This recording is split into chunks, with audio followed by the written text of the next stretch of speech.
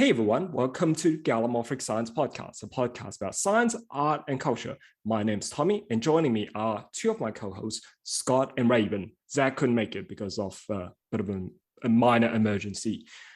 So today we are going to be talking about The New Dinosaur, an Alternative Evolution by Dougal Dixon, the second of his, I guess you could say, trilogy or trifecta of speculative evolution. So I'm just going to launch straight into the premise of this particular book because it's a pretty straightforward one, which is basically, what if the dinosaurs didn't go extinct? Or to be more accurate, what if the End-Cretaceous mass extinction didn't happen? Because there were also a lot of animals that went extinct along with the non-avian dinosaur at the end of Cretaceous. So this is a premise or a scenario that has been appeared numerous times in various works of speculative and science fiction. However, it probably have not been explored to the same extent and degree as it was in The New Dinosaur by Dougal Dixon. So to start us off with, I thought I'll discuss a little bit with my co-hosts, all of us, talk a little bit about our respective experiences with this book. So I'll start over with Scott.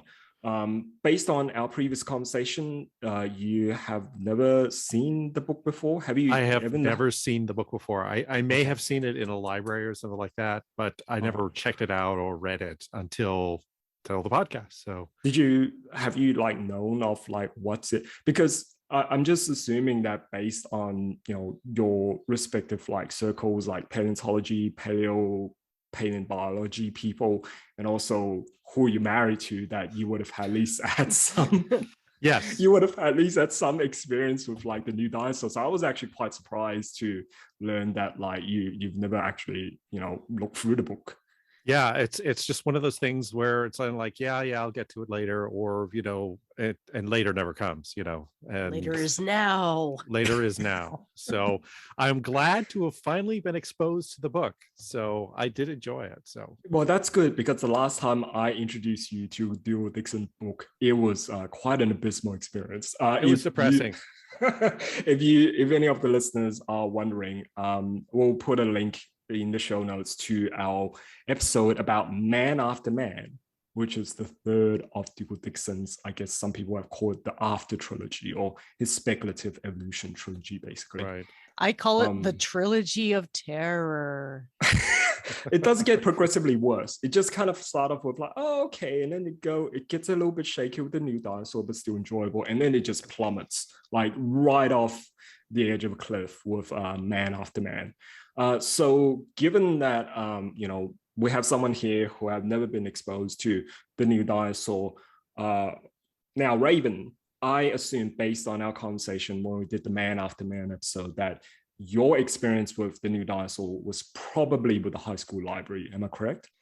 Yes, and it might have even been earlier than that with middle okay. school. It's been kind of a part of my brain since the formative years of my life, really. Kind of influenced me in some ways.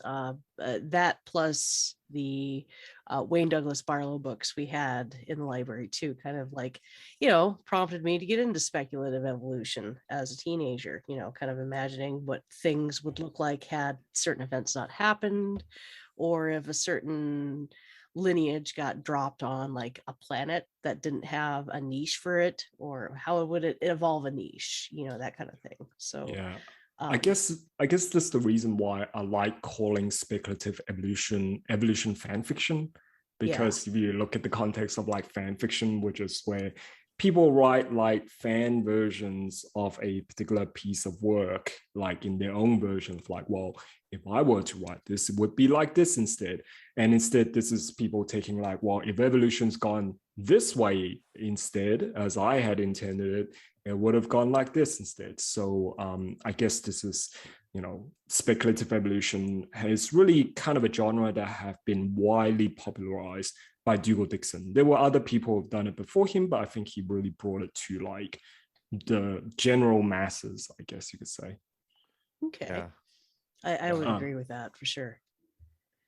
Oh, basically, I just want to observe that based on the date that the book was published, it really is the forerunner of a lot of the speculative evolution stuff that we see. So, and you could see all the influences as well, because if you look at speculative zoology, speculative evolution media, whether you're talking about fan works or things like I'm just trying to think of that British TV show about Primeval. people. Yeah, that's the one. It was heavily inspired and heavily influenced by Dougal Dixon's work, a lot of which was just basically taken from Dougal Dixon's work, for better or worse, because as I'll get to a little bit later on, there were a lot of flaws with Dougal Dixon's like speculative evolution work. So, Sure. But yeah, before we dive too deep into that, Tommy, how did you get into it? well, Yeah. I kind of talked a little bit about my origin story in the Man After Man episode, where I talked about how I have had like a long history of exposure to Dougal Dixon's work, ranging from when I came across Dougal Dixon's After Man animals, not in After Man itself, but in a series of encyclopedia, children encyclopedia published by a Taiwanese company called Xiaobake. And so I was previously exposed to Dougal Dixon's work, even though I've never actually come across a copy of After Man until I was like an adult.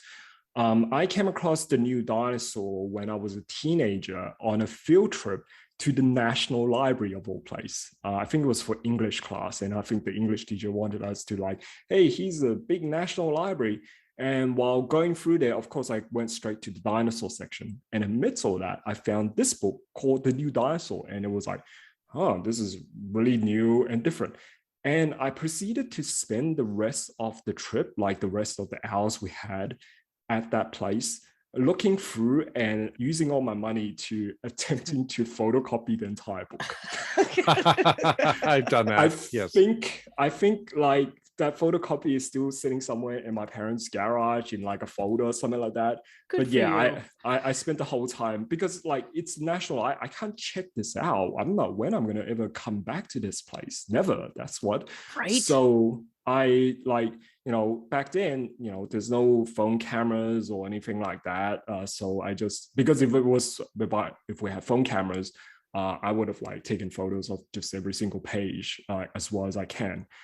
So I was like really, really into this book, and I thought it was really, really cool. And the rest of what happened with like Dougal Dixon and speculative evolution, I guess you could listen to in our Man After Man episode. But basically, for a long time, I thought After Man and The New Dinosaur were the only two books that Dougal Dixon ever did about speculative evolution.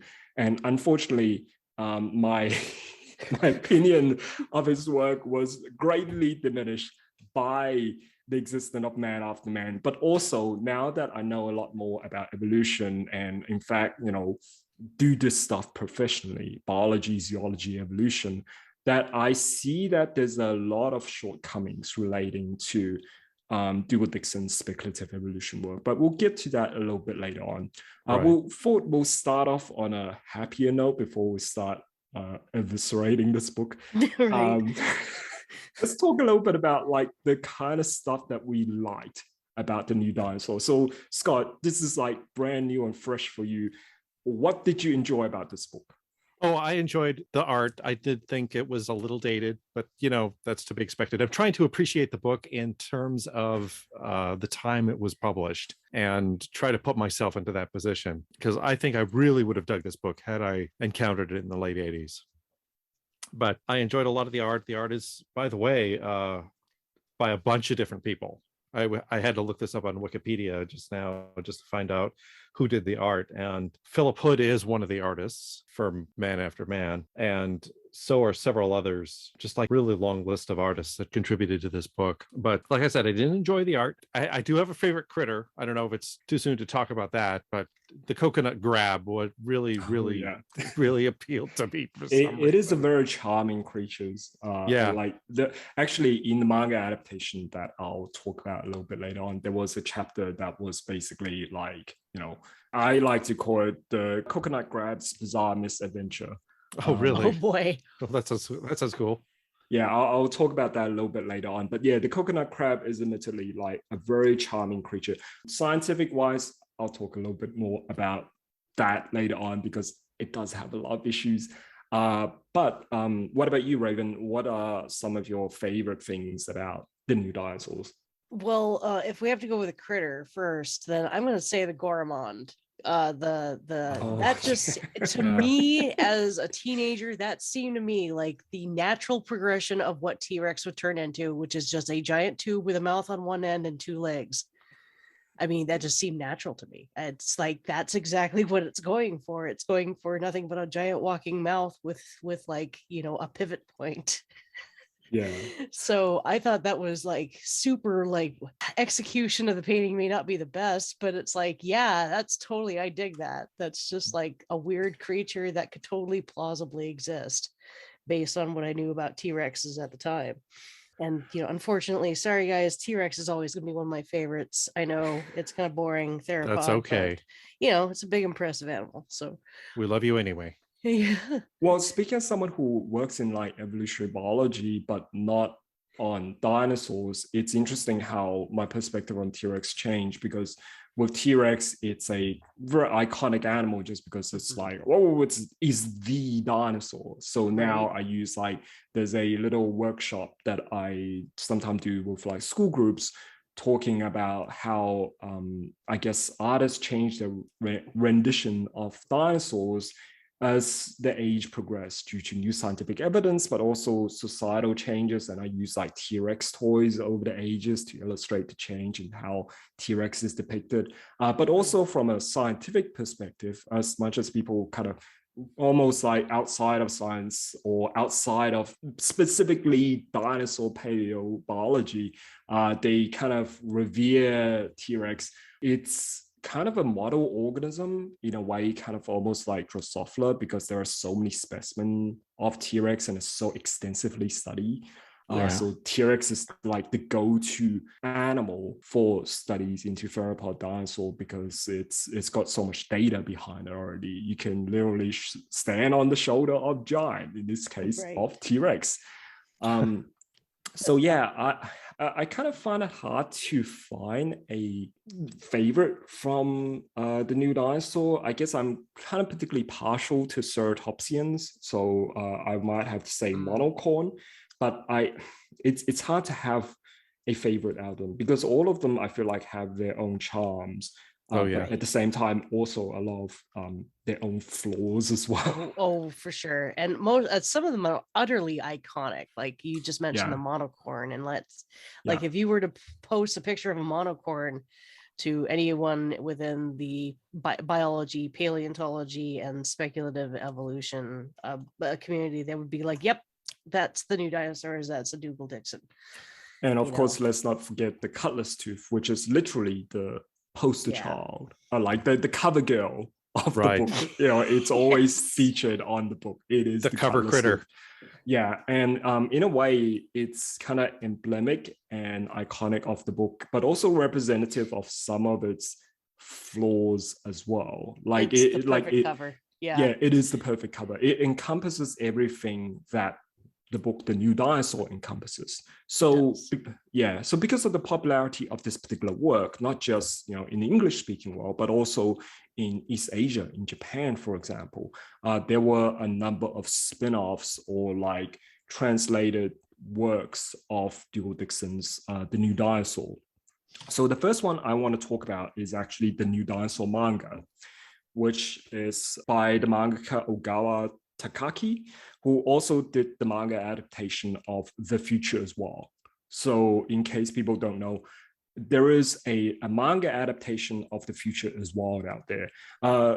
They also did a few other manga titles that are about like animals and wildlife and fossils and stuff like that. And they're on Twitter. I won't say the Twitter handle because it's really long and complicated, but I'll put it in the show notes. They mentioned in the Twitter bio that they tend to draw animals because they're very bad at drawing people. So if you're bad at drawing people, don't lose hope. You can still become a mangaka and draw like, manga adaptations about dinosaurs, I guess. Anyway, this manga was published in 2009 by Futabasha Publishers, and I call it an adaptation, but it's more like a series of short stories and vignettes that are based on the animals that are in The New Dinosaurs. So these stories goes kind of like, a chapter would be like day in the life of a gourmand, or like family life for a harridan, or coconut grab's bizarre misadventure. And they're actually quite entertaining and cute and fun. So the story of, like, for example, there's this one which is about the story of this old monocorn that has been driven away from his herd by a younger, stronger monocorn male, and he managed to find a new family when he saves this young monocorn from a giant crocodile. So the mangaka also added in like a few of his own invention and creations as well to build up the story. Or there's like another story which is about a juvenile water gulp that is giving a ride to a pangaloon across some very dangerous water full of like arapana and all kinds of very large animals. And also another story which is about these mountain leapers which managed to find shelter from the cold amidst a herd of migrating balaclavs. So they're all really fun and entertaining in various kind of ways. And the structure of the manga, funnily enough, it opens on a chapter that is focused on the grassland pampas environment, and it focuses on Raven's favorite dinosaur from the new dinosaur, the Gorman. And the closing chapter returns to that particular environment, but told from the perspective of a Pterosaur. So I really like how it bookends the entire story. The entire kind of series of chapters that gives you kind of an insight into how these animals lived and might have lived. And so there's no dialogues, but the image just kind of tells so much. The artwork is really, really well done. There are certain panels in there which just looks amazing, like the old monocorn, just one full page devoted to the old monocorn facing off against this giant kind of Dinosuchian sized crocodile. And what I really appreciate about this book is shows these animals kind of interacting with each other and going about their daily lives in their respective environment, which is the same reason why I like William South's Dinosaur. It shows them living life. Right. And the dinosaurs and other animals also, I have to say, look a lot better than they did in the new Dinosaur. Even though they are all completely in black and white as it is with manga, they just seems like livelier and more expressive and so detailed, and they just feel alive in a way that they never were in new Dinosaurs. So I guess this may seem a little heretical, but I actually think this is the superior version of the new Dinosaur. There's practically almost no text to go with, the stories, but you learn so much more about how these animals live than you would from reading the description of, the original, the new Dinosaur books. It's really a lot of fun. The mangaka recently did a crowdfunding campaign to try to publish a new edition of this manga, but was unsuccessful, not because of the lack of interest, but I think there was some kind of copyright issue or disagreement with either Dougal Dixon and his agent or something like that. So unfortunately, that was in limbo. The mangaka appeared to be really excited about getting to work on this new thing, and especially coming up on the 40th anniversary of Afterman. So they appeared to be really excited about that, and kind of felt a little disappointed that they were not able to participate in the excitement. But but at least we still have this, or at least I have. This manga. I need to get hold of that. You might be able to find it somewhere. I guess I believe it's been long out of print for quite a while, but you might be able to get it secondhand. And secondhand stuff in Japan is really different from secondhand stuff in, like, for example, America. Like they really take care of this stuff there, so you get a secondhand that's thing. Nice. Yeah, that's good. Yeah, my one is air quote used copy, and like it looks as good as new. I can't tell what's used about it. So Scott and I tend to spend a lot of time around used bookstores anyway.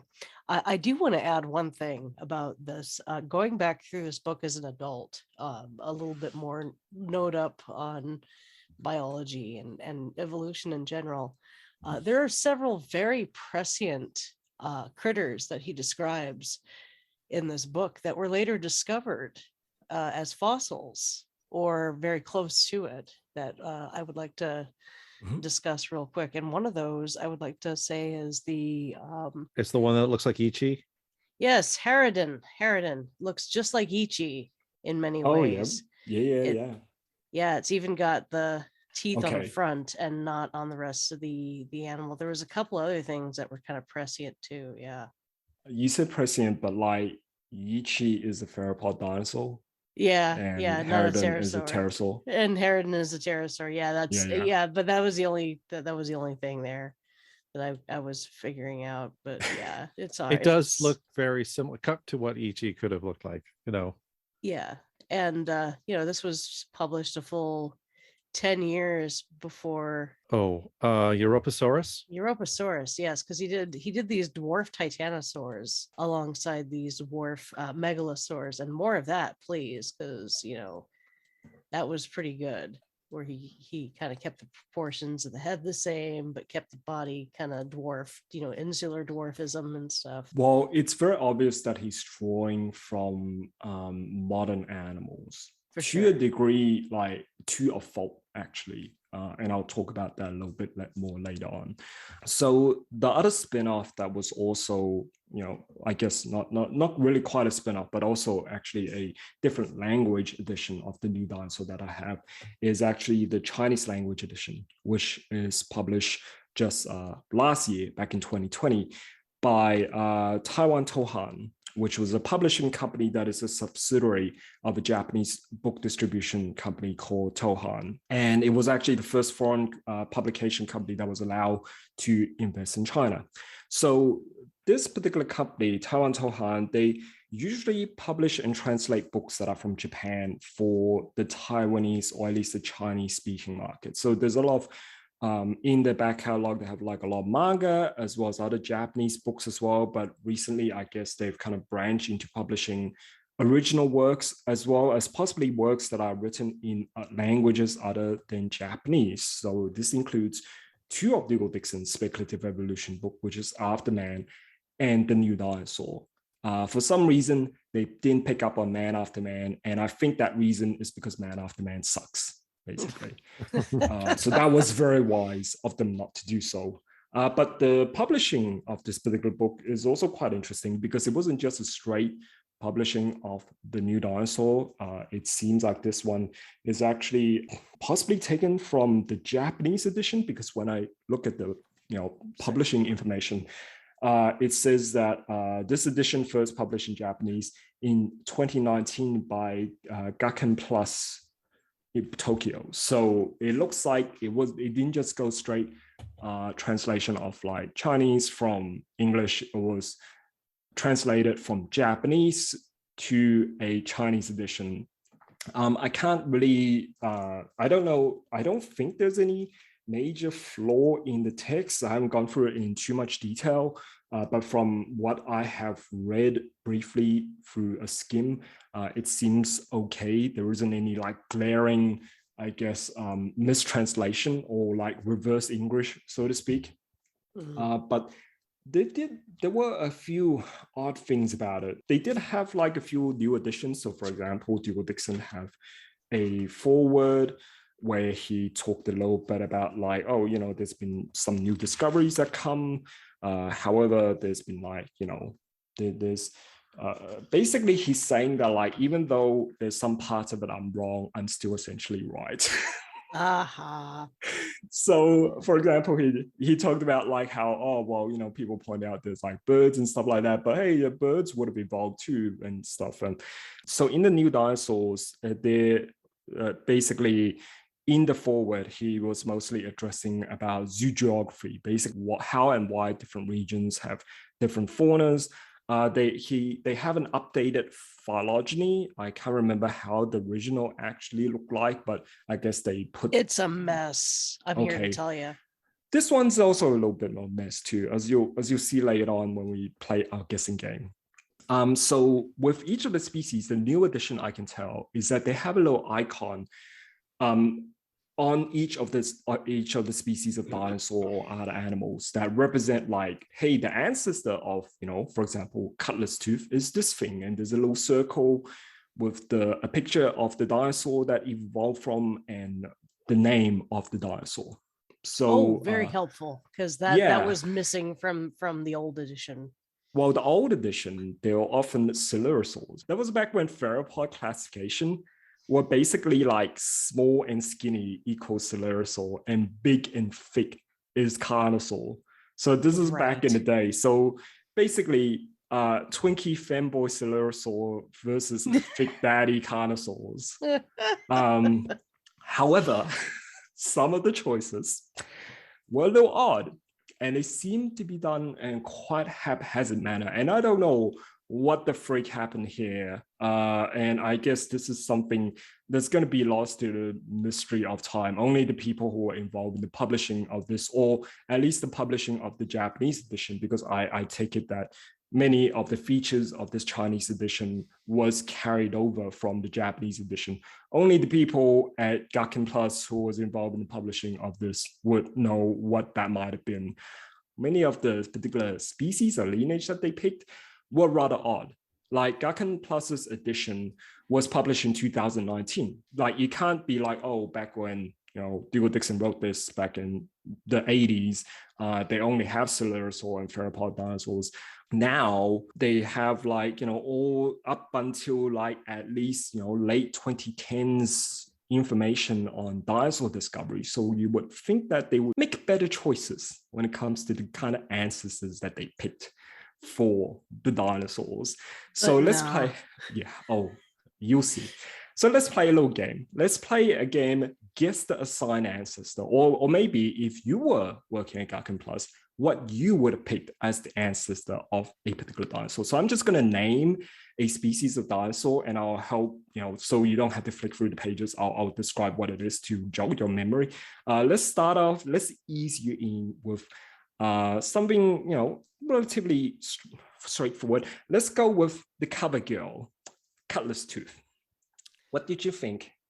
Or what would you have assigned as the ancestor of Cutlass Tooth? I would have put Dromaeosaur, but okay. Yeah. What about you, Scott? What would you think? Yeah, I would have picked the same, really, because it has that look to it. Exactly. Makes sense. I would have done the same thing too. These people went with Noasaur, which I guess, Zach talked about Noasaurs in the live stream, but they went with Noasaurid, which like a little bit off center, but okay, I can see that. It's relatively reasonable. There were some Noasaurs which had like weird dentures and stuff like that. Joining us suddenly is Zach, who was able to make it to the recording after all. Okay, I'll start by asking Zach about his experience and impression of the book, and then we'll just jump straight into the guest assigned ancestor. We only just got started on that, so we could practically start that all over.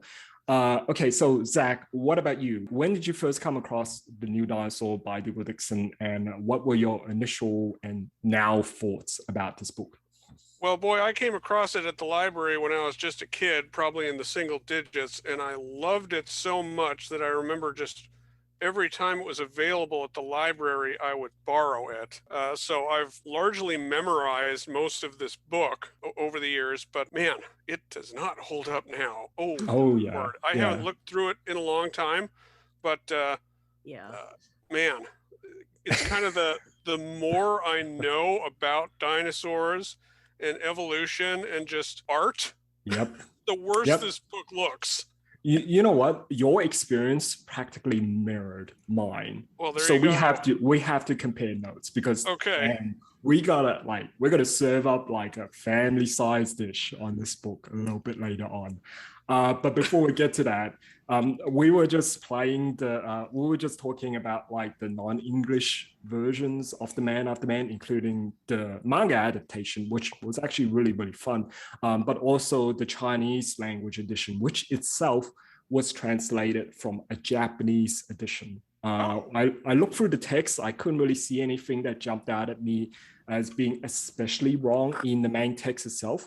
But it seems that, and I assume that this was carried over from the Japanese edition of this book, the publishing team did add something new to it, which was like a forward by Dougal Dixon himself, but also they had these little infographic icons of on each of the species telling you like, hey, this animal, like for example, the Cutlass Tooth evolved from this dinosaur, and this dinosaur evolved from that one. Well, that's certainly how evolution works too. Yeah, because because you remember in the original book, often Dougal Dixon would just kind of hand wave it and like, it's a Coelurosaur. It's a Hypsilophodon. yeah, that's right. Guess. Yeah, I guess that was back in like the period of like, especially theropod classification, where theropods were basically just Coelurosaurs and Carnosaurs. So if it's small and skinny, it's a Coelurosaur. If it's big and thick, it's a Carnosaur. So you got like Twinkie fanboy Coelurosaur versus like the thick daddy Carnosaurs. Well, and if you look at his What Is It Dinosaur section, and you guys probably already talked about this, but even though it was published in 1988, long after dinosaur monopoly had been established, he's got the very hand-wavy multiple origins of dinosaur clades, largely unrelated to each other, which I just think is hilarious. But yeah. I guess they fixed it up in the Japanese edition. So FYI, the Japanese edition was published in 2019. So they have no excuses. They have like no excuses whatsoever. The least they could do is to, at least link them all up together. Because they did many other crimes against dinosaur and evolution while they did. And to demonstrate that, we're going to play the Let's Guess the Sign Ancestor, or at least like, if let's say you were at Gakken Plus, let's say you were at Gakken Publishing and you were on the team, localization team for the new dinosaur, and you have to decide on a dinosaur to assign to one of Dougal Dixon's new dinosaur. What would you assign as? So the first one would be Cutlass Tooth, the cover girl of the new dinosaur. What would you think? Yeah, what would you think is the ancestor, the most likely ancestor you would assign? Oh Lord, what does everyone else think? Because this thing has 3 different body types. We said Dromaeosaur, highly derived. Yeah, just kind of do that. Yeah, they just kind of eyeball it. Like, I personally think it's got issues as well, but if I have to like be like, I have to assign it with something, I guess Dromaeosaurs. Okay, Lord, sure, why not? Yeah, well, the team, the localization team went with Noasaurs or Noasaurus. Noasaurs. Okay, yeah, I can, I can kind of respect that. Yeah, exactly. Some of them have like weird dental apparatus. Well, most of them didn't have teeth at all. Yeah, that's true. With the exception of like, what's that one that starts with M with the weird teeth? Was that a Noasaur? Mashikasaurus. Yes, good point. So okay. Yeah. So I can see that. Yeah, that's right. That one seems okay. So this just ease you in, and this is actually a bit of a false sense of security you guys have now, because you think that everything's going to be okay, but it's not. It is not. So let's move on to the Foothold. Those little like spritey little things like, they had the beak but not a beak. Yeah, they're kind of like fluffy, have these like white kind of tufts of hair on them. They're really extremely the mountain things. No, not that one. We'll get to that one later on. But the one that jump between trees. Yeah, the little pixel-looking things. Yeah, the Muppet-looking thing, which actually applies to every animal in this book. Right. That is very, very true. So what do you think would be a good ancestor for that particular animal? That's a good question. Yeah, right. Hold on, I'm just trying to come up with something smart sounding here. Well, my smart sounding thing would be the Scansoriopterygids, little long fingered things. Right. Yeah. Maybe, Maybe, yeah. I'm gonna say it just looks like an old man Muppet. I just can't do that. I'm not gonna say Scansoriopter again. I'm gonna say cool. Basil Oviraptorosaur. Okay, yeah, go. Yep. Yeah, that sounds good to me. Okay, all right. As good as anything else. As good as anything else, right? Well, these, the localization team obviously thought it was as good as anything else because they went with Ornithomimosaurs. Oh, cool. Well, Very good. Well, Okay. yes, Yep. it is kind of long, beaky nose on it. The Mhm. Foothold is the smaller one that looks like the Goonie bird running across the Yes, it does. branch, and not Yeah. the old man that's grasping at nothing. Oh, I was On the looking at the previous wrong page. animal. Yeah, Oh, yeah, that shoot. one's called a tree pounce. You're right. No, I Yeah. got that one confused too. So Oh, Okay. okay. Well, now that we're there, the 3 pounds. Oh the my 3 God. pounds. The old man that thing. Muppet, Yeah, the as old Zach man. I put it. swear, that thing looked like you know what it looks like to me? It looks like they got Mr. Burns' head and stitched it onto half-shaved cat. Yeah, that's Excellent. absolutely That true. it is basically Age are we Dougal on? Yeah, this is basically Dougal Dixon. This Dougal is like 64. this is like an Anchiornithid before they realized they had feathers and hadn't been discovered in 1988. This is like Dougal Dixon going, what if Ocelot but dinosaur? Well, Like that's that, the whole that- book. Yeah, okay, well, that was exactly what I was going to say later on. We'll get to that. Let's unpack that a little bit more detail later on. So they went with Ornithomimosaur for those guys. I would have thought Dromaeosaurs because I thought like tree climbing and them being carnivores and have teeth and stuff like Semi-arboreal, that. Yeah. So Also for some reason, teeth. Yes, the teeth. yeah, so I thought like Dromaeosaur would have made more sense, but they went with Ornithomimosaur and also went with Ornithomimosaur for the little skinny things that were on the same page as that. Well, I the think, Nogger over here could be a Scansoriopter again because of this Yeah, long really. It's Well, they did- it's the wrong finger that's long, but you know. And it's got the teeth for it too. Got So teeth, I yep. would buy it. I could buy it as like a modern day version of a Scansoriopter. And yeah, Yep. well, totally. they went with Oviraptoransaurs for that Of one. course they Hmm. So did. Yes. yeah. Well yeah, known so, for their teeth and Yeah, climbing right. ability.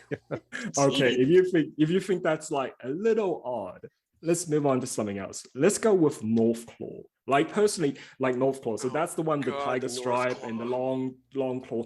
I Yeah. personally would have gone with like maybe Megaraptors or Megaraptorans. They Maybe seem, a you know, Tyrannosaurid. Yeah. I don't know. I mean, it's got a very long form. Or maybe one of the dwarf branch, like that- more basal.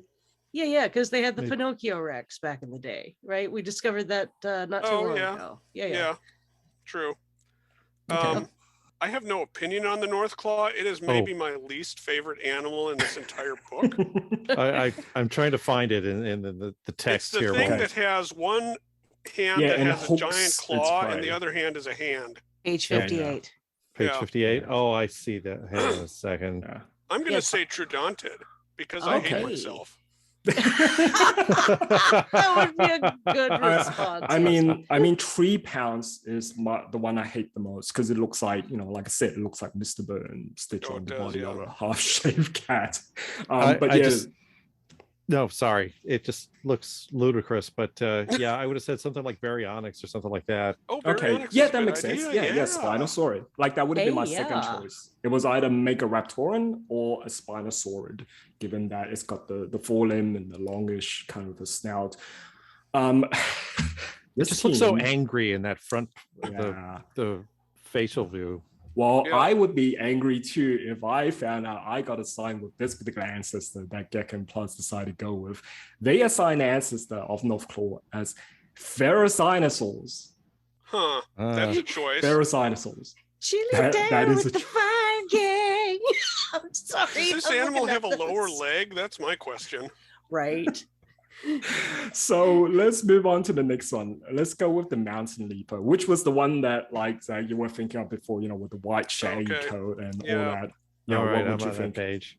Yep. Yeah. Mountain leap. Oh, there it is.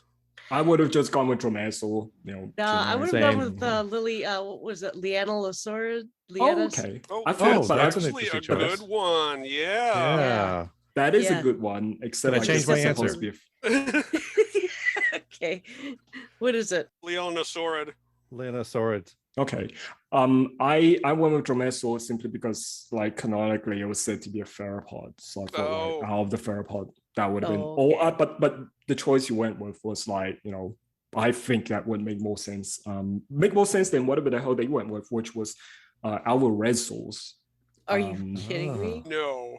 I would have pegged. This I is- would have pegged the other one, North Claw, as an You see, Alvarezosaur. we are honestly. now entering into the abyss. Well, there's that tree sloth looking thing that Oh, yeah. absolutely has to be an Alvarezosaur, and if it's not, like, screw this whole book.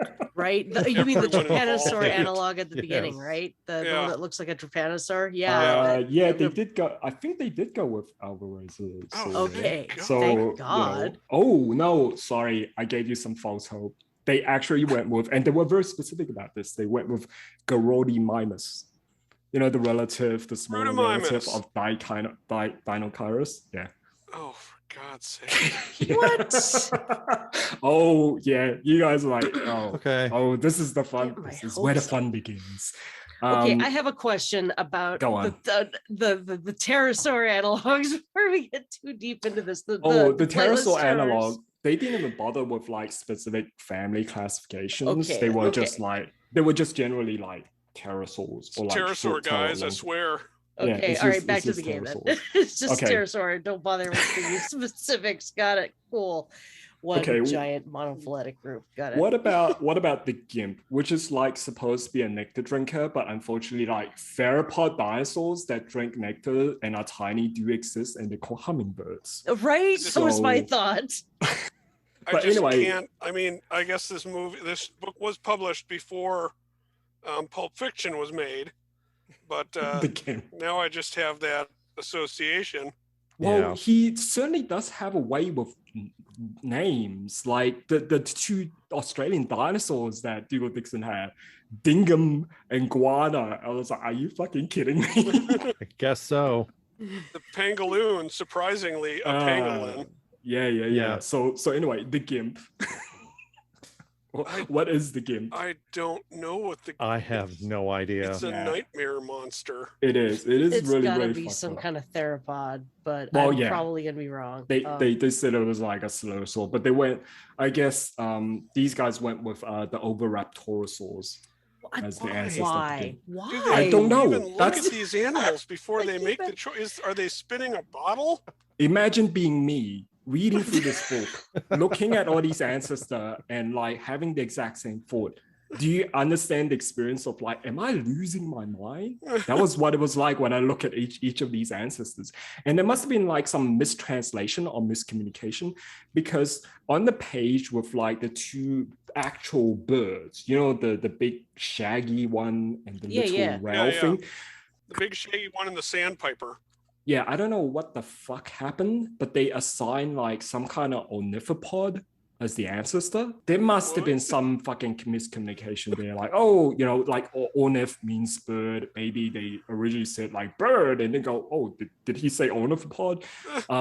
I got the impression that the localization team didn't know anything about dinosaur. They were literally like spinning a bottle and picking shit out of a hat Yeah. It to looks try to like assign it. the ancestor. So, okay, the pangaloon, I'll just reveal it here because it's pretty obvious. They also went with Alvarezosaurs. Okay, I mean, I can see that because that's what Alvarezosaurs do. They're not armored, but sure. Yeah. They could be in the future. Also, just like a pangolin, their scales are not scales; they're fused hairs. Oh God. Yeah. Okay, let's do one more. Let's do the absolute, you know, I guess this is like the biggest abomination of the new dinosaur, which are basically the squamate wannabes. I'm talking about the sandal, the worm, and the tree worm. You know, the my ones that God. those fucking snakes and lizard wannabe things, even Yeah. those snakes like squamates, snakes and lizards have existed since the mid-Jurassic, but Dougal Dixon just Right. forgot about them. Anyway, what did they have as the ancestor? But you know, the Gakken Plus localization team, where did the bottle land? I appreciate that we get a very detailed look at the worm's butt. Yes. We needed that. Yeah. I'm gonna go with Dromaeosaur. Okay. Anyone else? Any other guesses? I think the worm is a sauropod. Yeah, I would say sauropod. I think this- that makes sense. It's as good as guess as any. Yeah, it may as well be an ornithopod. And I'm Yeah, going to yeah. say that the sandal is a duckbill dinosaur of some kind. Why not? Let's just Yeah. go with that. Because these guys, they went with Garudimimus. They went with Dinocaridid, Ornithomimosaurs. Oh. Yeah, exactly. But I then thought again, Garudamimus was the stupid Trypanosaur. it was that as well. Like that's the thing. Oh wow, that Garudamimus really took off during the Cenozoic. It got around. Yeah. Apparently, according to this localization team, because like really they, like you said, it literally looked like they just spun a bottle and picked shit out of a hat to assign it. And like I can't imagine, like, I don't know how the localization process went, but knowing how localization process usually go, they couldn't have gotten this published without like getting the okay from Dougal Dixon, the creator at some point, or his agent. So I don't know what the fuck happened, whether Dougal Dixon just didn't really give a fuck and go, yeah, whatever, just get it out there so I'll get more money for this book. I don't know if he knows about dinosaurs. Yeah, okay. Well, let's get to He is that. a geologist, so yeah. So it's like as if the translation team or localization team didn't have anyone on there that knew anything at all about dinosaur, and as you suggested, was just like spinning a bottle on like the theropod table and seeing what happened. So they literally had like almost 2020 hindsight, given that the Chinese translated edition came out in 2020. So I don't know what the fuck happened there. Like there's some really, really strange stuff. But like I talked about early on, the manga is much more enjoyable. I would say it's actually the superior version of the new Dinosaur, because it actually shows these animals kind of like doing what they do. But given that we've talked about like, some of the funner aspects of the new Dinosaur, and I'm sure that both Zach and I can't wait to launch into this, there is a lot of shortcoming relating to the new Dinosaurs. So now that like all the fans are like getting really excited about us talking about this book and the stuff that we like about it, let's talk about the bad and the uglies relating to this book to drive them all away. Yeah, I know you guys talked about the good stuff in the first part of the show that I wasn't in, but that must have been maybe a 10-minute segment, less. Yeah, right about that's about right. Yeah.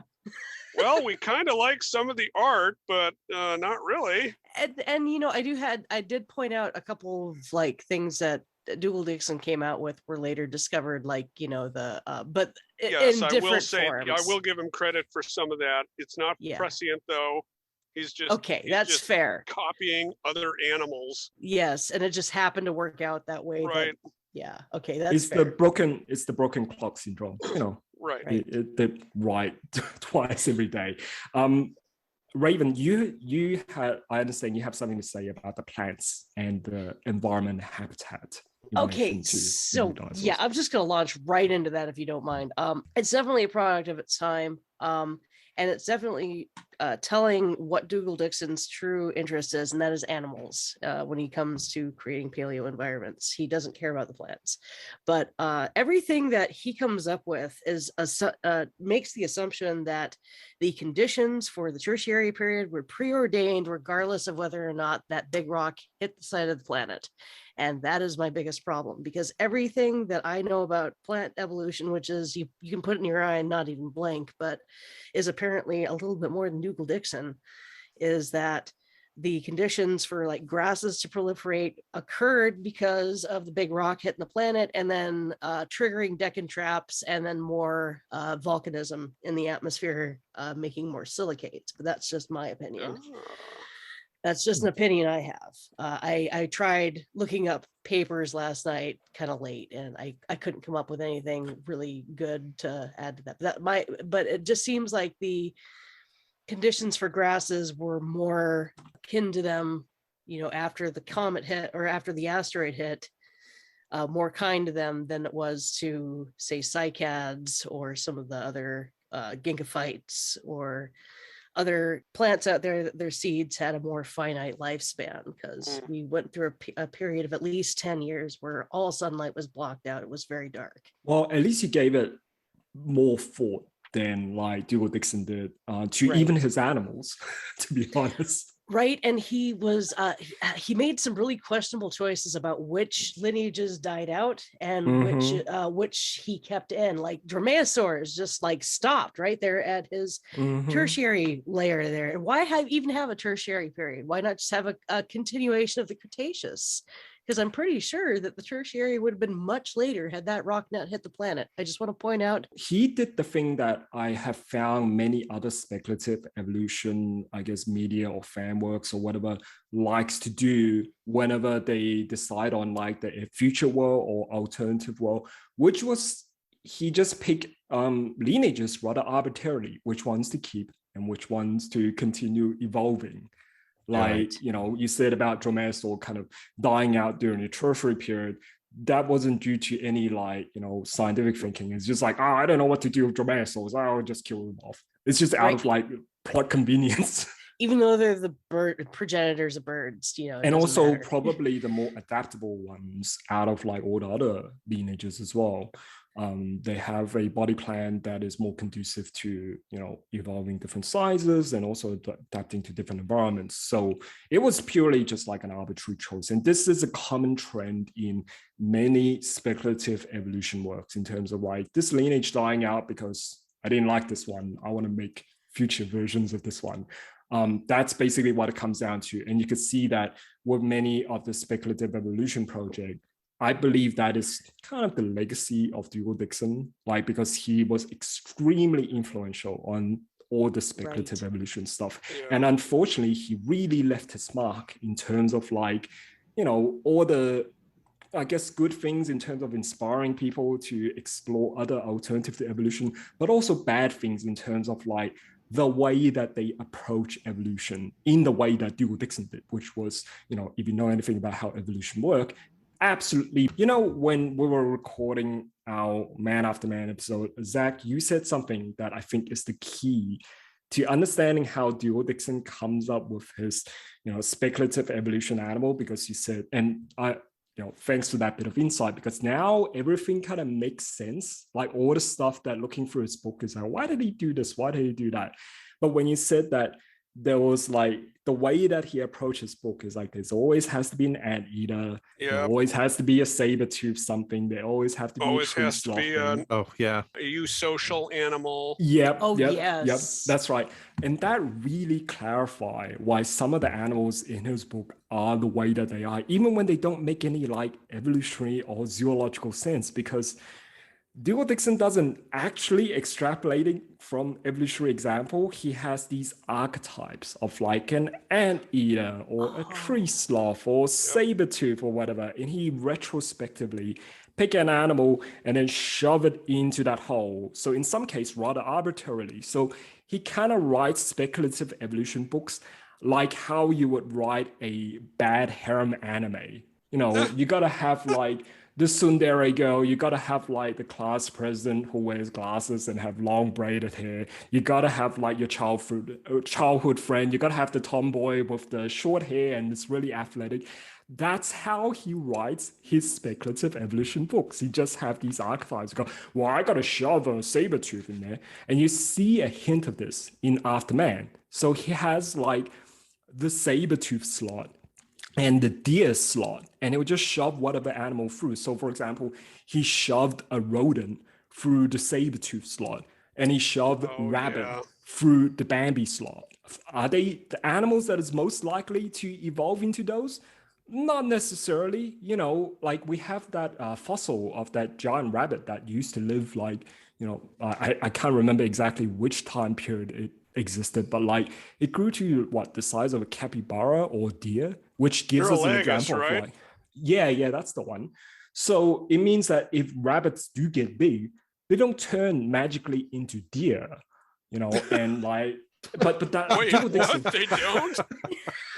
Well, if you talk to Dougal Dixon and look at his book, apparently they do, and that's the case for any animal. Any animal given enough time will turn into a deer or saber-tooth, according to Dougal Dixon. So he's even got deers in this book.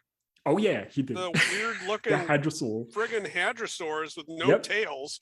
Yep. Because he has these archetypes, and has to shove something into those archetypes.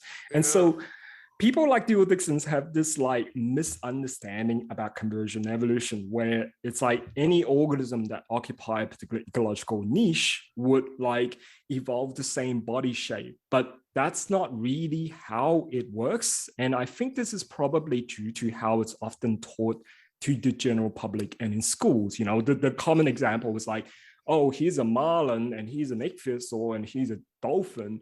They all look like almost exactly the same because they live in that habitat. There you go. He's your convergent evolution. But like, you know, that's not how it works, because you have like different evolutionary ancestry and ancestral body plan that could lead to like really different anatomy, even if they are functionally the same. So if convergent evolution works the way that Dougal Dixon depicts it, then there should be a T-Rex slot or a sauropod slot. Yeah. For there an kind of animal is, but he just Okay. left those as like megalosaurs and sauropods. He just Yeah. left them alone. And he Sauropods made a are kind of sauropod like, and said, well, this isn't weird enough. Let's give it ankylosaur armor. right? Or he just left it as a sauropod because Yeah. I guess he likes them.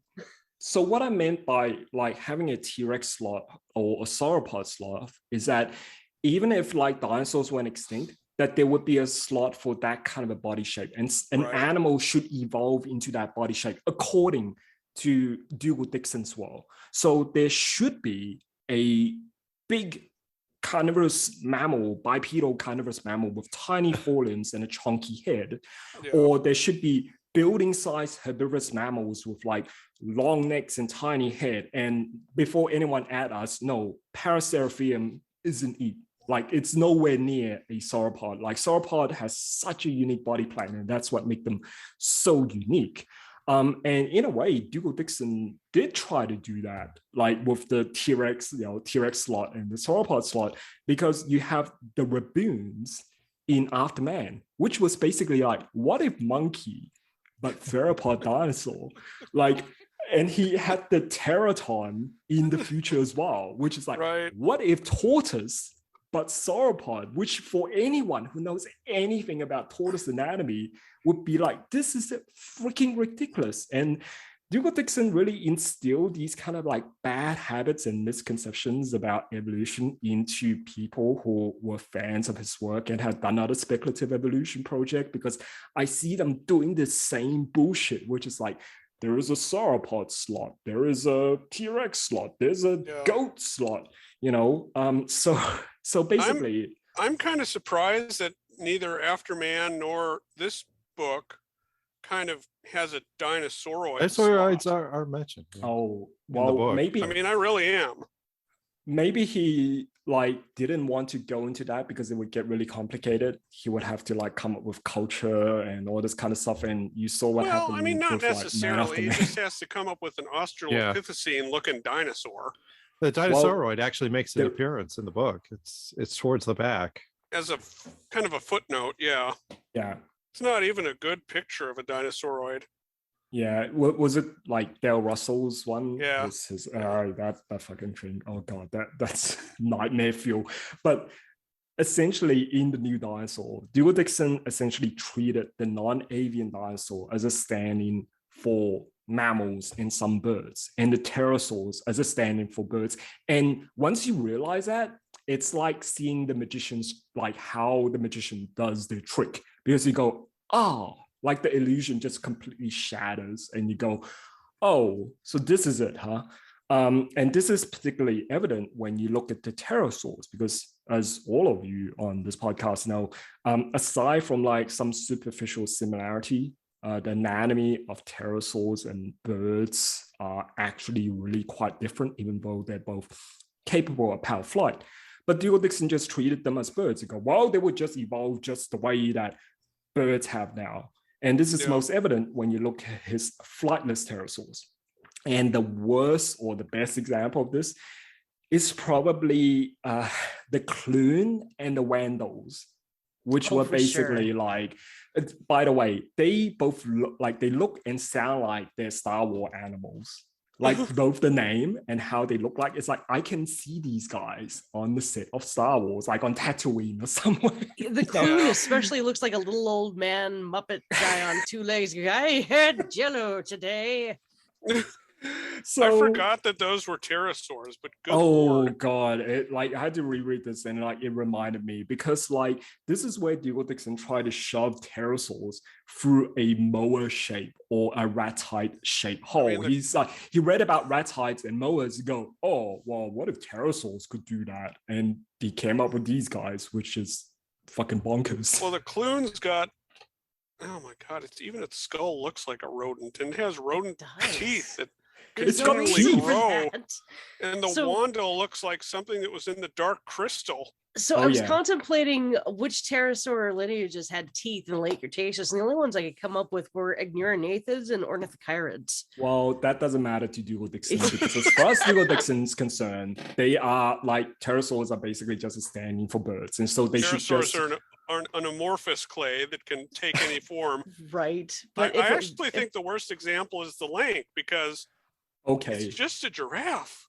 Yeah, it's even colored like a giraffe. Yeah, let's get to the lank because the lank seems so much better comparing with the clune and the wandle because like ratites and moas are the way that they are because they evolved from bipedal ancestor where the forelimbs only serve flight functions. So naturally, if they become flightless, the wings would become vestigial. But that's not the case with pterosaurs. We've got trackway, we've got fossil and anatomy to demonstrate that pterosaurs use all four of their limbs for walking as well. So why would they just lose their forelimbs like that unless you just kind of go, pterosaurs and birds are the same. So that's how you end up with the clune and the wandle.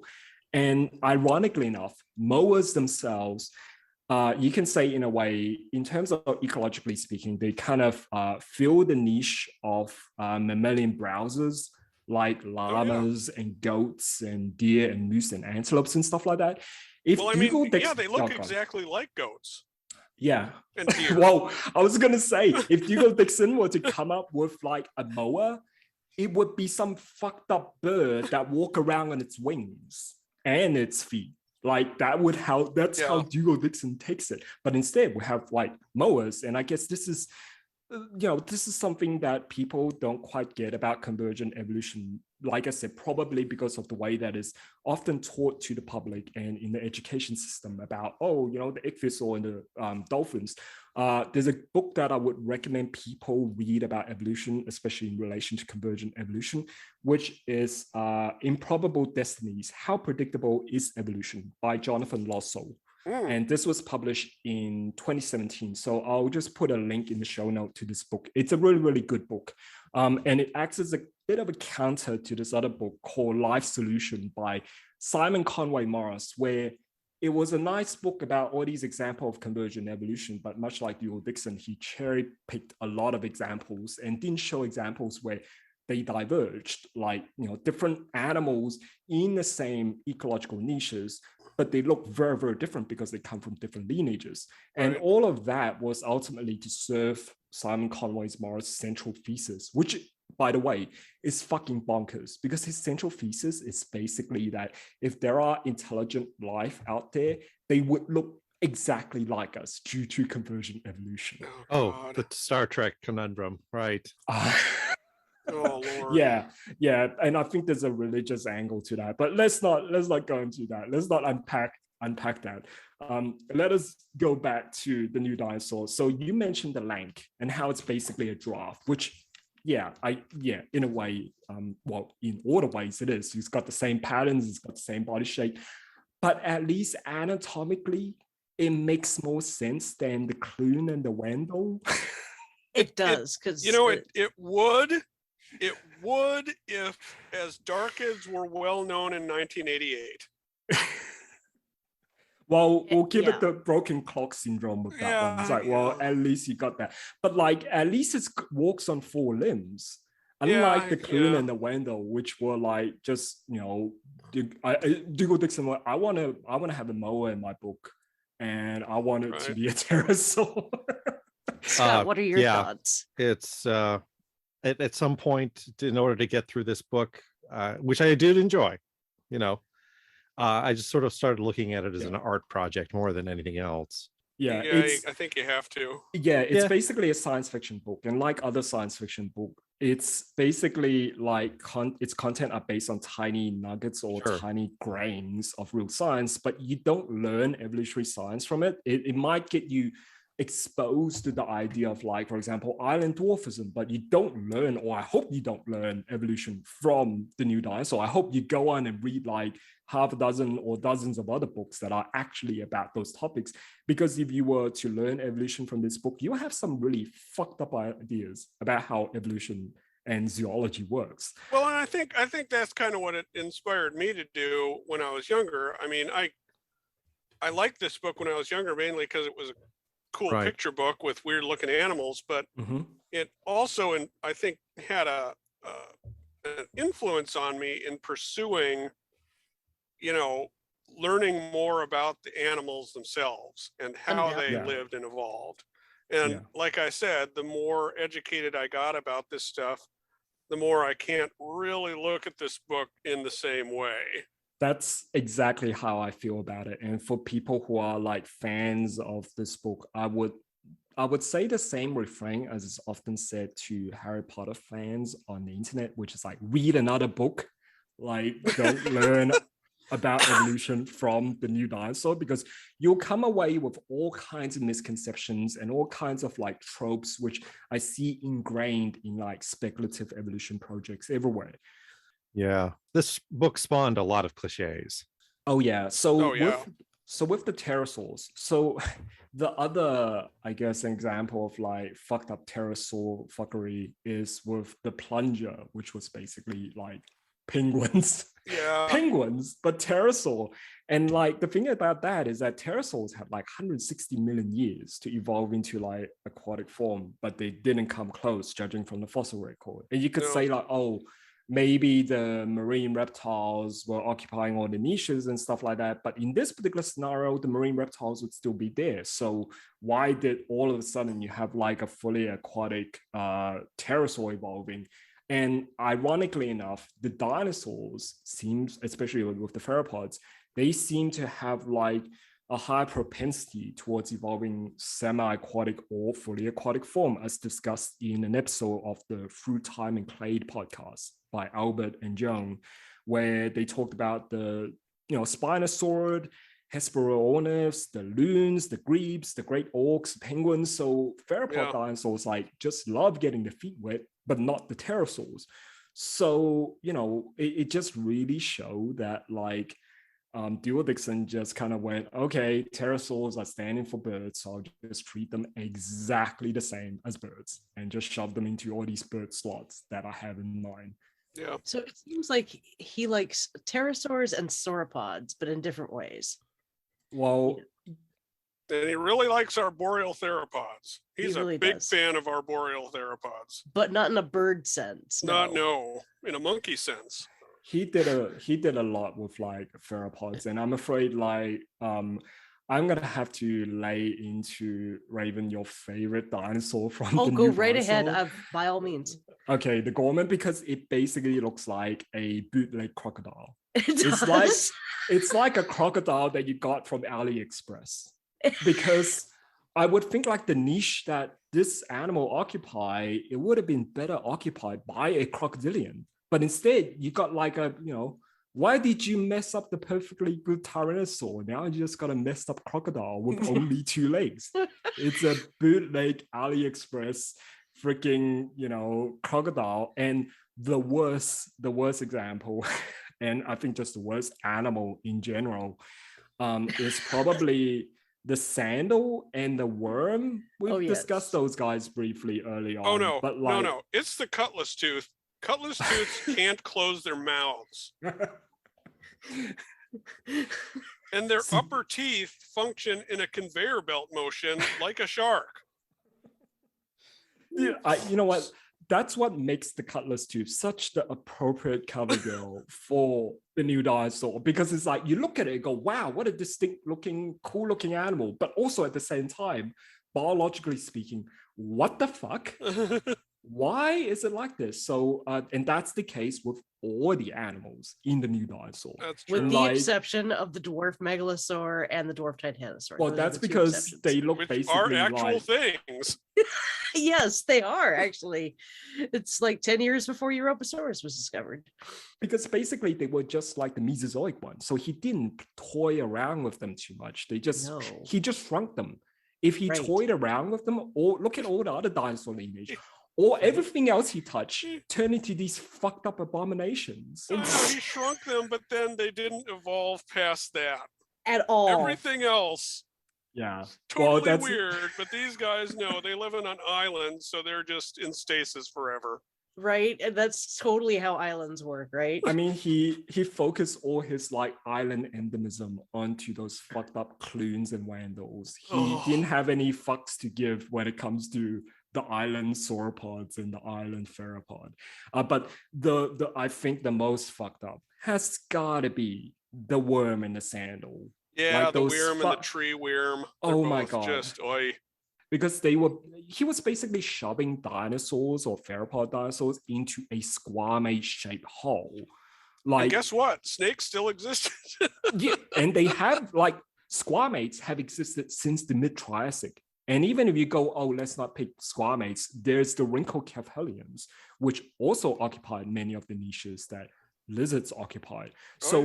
Why the fuck would dinosaurs, theropod dinosaurs of all things, go into those particular niches? And basically with Dougal Dixon, his knowledge of anything diminish on an exponential level once you move away from like the Mesozoic dinosaur. As you get further and further off from those let's be real, animals. Not even really the Mesozoic dinosaurs.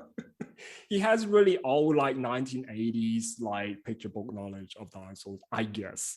You know, and you move further and further away from them, they get more fucked up. And as Raven, you pointed out with like the plant life, he gave no fucks to the plants at all. Not a single fuck. Didn't think about plants because they were just like, they were basically just background. Like they were background decorations for his dinosaur world. But the most fucked up, and I'm afraid I'm gonna have to slay someone else's favorite here, Scott, the coconut grab. Okay. I mean, it's a very charming animal. It starred in a very charming story in the manga adaptation, but biologically speaking and evolutionarily speaking, it makes no fucking sense because cephalopods are carnivorous. They have like, their gut can't really process plant matter. It's not really suited for processing plant matter at all. So why the fuck would you have one that evolved to basically Dougal Dixon wanted like, what if coconut crabs, but ammonites? And that's how you end up with the coconut crab. And there are other, if let's say you go, oh, but let's go with a mollusk, you could have gone with snails or some kind of gastropod to take that particular role, because gastropods are, for the most part, omnivorous and they can process plant matter and stuff like that. This How does is the like coconut grab get into the coconut? I'm reading this blurb and it doesn't talk about that at all. It just takes them into its sea home and builds a coconut house out of them? I guess to be fair, they like with octopus and stuff like that, they do have a radula that they can use to drill into like crabs and like like any hard body shellfish. Yeah, so there's nothing inside a coconut though, it's just an empty space. Well, I mean, that's the thing, right? I mean, it would make sense if it's like a snail or some kind of gastropod that have a rasping organ for eating and processing these plant matter. What the fuck is a cephalopod going to do with a coconut, as you pointed out? So that makes no fucking sense whatsoever. I mean, it's a cool looking animal, but well, on the same page, he says they're ammonites. Yeah, well, ammonites are cephalopods. Oh, sorry. Yeah, they're in the same general group as like the nautilus, the octopus, and the squid. Okay, I thought they were actually nautiluses. Yeah. So they were. It's ridiculous, and like the ammonites were basically his token invertebrates because he didn't know anything about invertebrate, and it fucking shows as well because the other ammonite that he had was that ginormous monster, Kraken, right? Kraken thing. Yeah, the Kraken. And the Kraken have like poisonous sting that's supposed to kill its prey, and that's obviously like a jellyfish thing.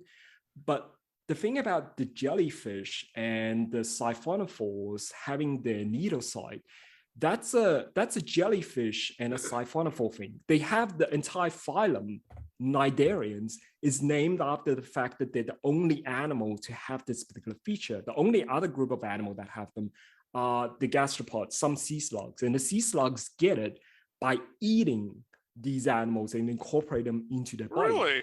Yeah.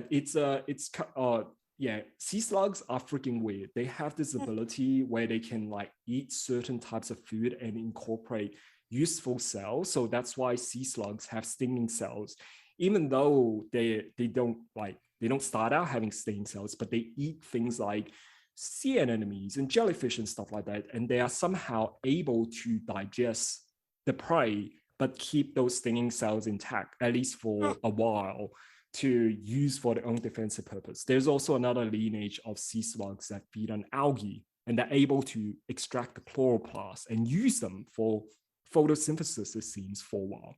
So yeah, sea slugs are really, really cool. Not the kraken though, because why the hell would it have poisonous stingers? It's basically, Dougal Dixon looked at siphonophores and Portuguese man of wars. It's like, what if that, but humongous, and have like, was an ammonite instead of a jellyfish? Because I'm thinking of invertebrates from the Mesozoic, and the only thing that I can think of are the ammonites, even though there are also giant siphonophores as well.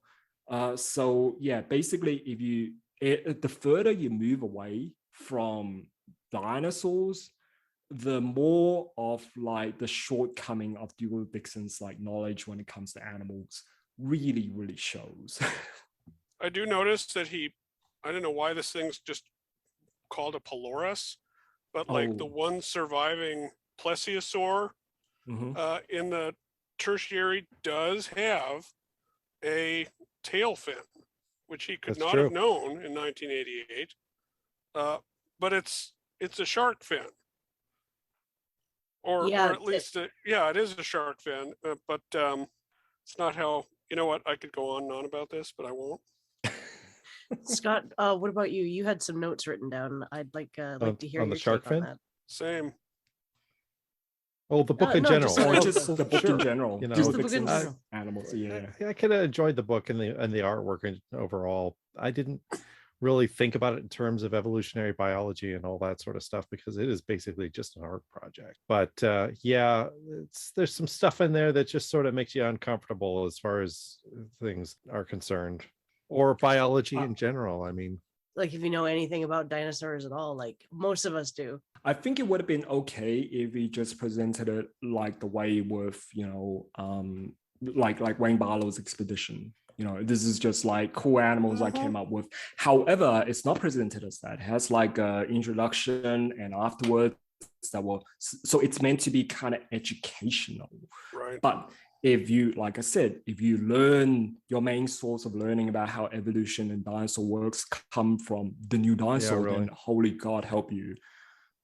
You're gonna walk away with some really fucked up ideas about how anything works, because like I said, Dougal Dixon doesn't do evolution. He just have these archetype of like a deer and an anteater and a saber tooth. I'm just gonna shove things through them, even though that is totally not how evolution works. So once again, if you want to read a book about evolution that actually do teach you about how evolution works, read Improbable Destinies by Jonathan Losso. That's a much better book, and it clarifies like a lot of things with convergent evolution, especially misconceptions that people have about it. So there are a few other books that have similar themes or similar ideas as Dougal Dixon's The New Dinosaurs. So if, let's say, us criticizing it really bummed you out, which it shouldn't, because it's good for you. If you want to read another book that has like a similar premise as The New Dinosaur, which is basically like speculative evolution about Mesozoic animal, or what if Mesozoic animals survive to present day, I have two science fiction novels that I would recommend. The first one is Evolution by Stephen Baxter, which we talked about briefly on the Man After Man episode. And the other one is Dinosaur Summer by Greg Bear. So yeah, I was going to suggest that one. That's a great one. Yeah. That's a great one. So evolution is basically the story of humanity's evolution from the mammalian ancestor primates that live in the shadows of dinosaurs during the Mesozoic to the distant descendants of humanity about 500 million years in the future. And along the way, it features a lot of speculative evolution creatures, ranging from these ginormous pterosaurs called sky whales that fed on insects and other organisms that got drifted up into the upper atmosphere, part of the so-called aeroplankton, to also sapient ornitholestes that gathered in tribes and hunted sauropods using poison-tip arrow, to late surviving relic dinosaurs that hung on and managed to survive into Antarctica up until as recently as the late Miocene, less than 10 million years ago. And there's kind of a repeated theme with many of these like speculative evolution creature that Stephen Baxter came up with, which was kind of almost a response to readers' question, which is like, how come we haven't found these things in the fossil record? And he talked about why. So for example, with the ginormous sky whales, in order for them to get as big as they are and live in the habitat that they are, they're also extremely fragile as well. So when one dies, it just comes tumbling out of the sky and just splatters.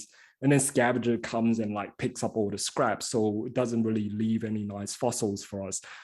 With the sapient ornitholestes, they have larger skulls that house a larger brain, but also that makes the skull more fragile. So you don't find the skulls easily in the fossil record. The tools were made from organic material like bones and wood that won't preserve as well as stone tools.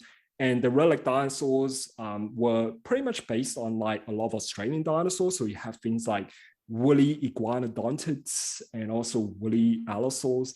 Those guys were, they're all preserved in such a way that, they're too deep down in the strata and we can't dig them up out of Antarctica. So it also kind of like, I guess, subconsciously teaches people about the fossil record and evolution, how it works, with the caveat that, of course, Stephen Baxter is not a paleontologist, and he was heavily influenced by Dougal Dixon, so he will have some baggages there, but he did come up with some original idea that were genuinely based on actual science.